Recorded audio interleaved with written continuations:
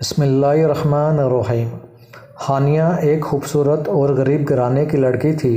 اس کے بڑے رشتے آ رہے تھے، مگر اس کے والدین کسی امیر گھرانے میں اس کی شادی کرانا چاہ رہے تھے تاکہ ہانیہ کے بھائیوں کا بھی کوئی مستقبل بن سکے اور ہانیہ بھی خوش رہے۔ پھر ہانیہ کے لیے ایک امیر گھرانے کا رشتہ آ گیا اور ہانیہ کی شادی ہو گئی اور وہ دلہن بن کے اپنے نئے گھر میں چلی گئی۔ عامر بہت ہی نیک صفت بندہ تھا۔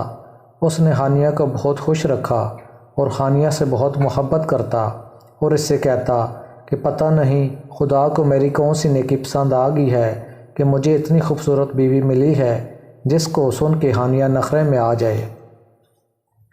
اسی طرح وقت گزرتا گیا۔ عامر اس سے محبت کا اظہار کرے اور وہ نخرے میں آ کر بڑی سرد مہری کا مظاہرہ کرے۔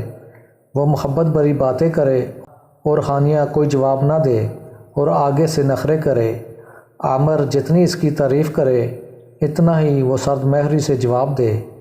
عامر نے سوچا کہ عورت میں قدرت کی طرف سے ہی شرمیلا پن ہوتا ہے، شاید اسی وجہ سے کوئی جواب نہ دیتی ہو۔ وقت بہت تیزی سے گزر رہا تھا۔ عامر اسی طرح ہانیہ کی تعریف کرتا مگر وہ نخرے میں آ جاتی اور آگے سے سرد مہری دکھاتی۔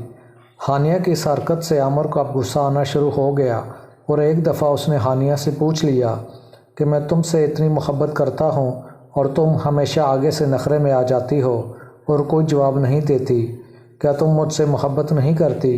ہانیہ نے پھر نخرے سے کہہ دیا کہ نہیں۔ عامر یہ جواب سن کر بہت غصے میں آ گیا اور اس نے کہا پھر جاؤ جدھر تمہیں محبت ہے، اور ہانیہ کو 3 طلاقیں دے دی۔ ہانیہ کو اس کی توقع ہرگز نہ تھی مگر طلاق تو ہو گئی تھی۔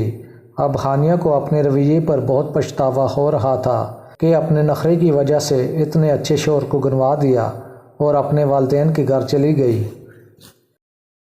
جو عورت بھی اپنے خاوند کے ساتھ ہمیشہ نخرے میں ہی رہے گی اور خاوند کو ہمیشہ سرد مہر سے ہی جواب دے گی، وہ پھر اس طرح کے نتیجے کے لیے تیار ہے۔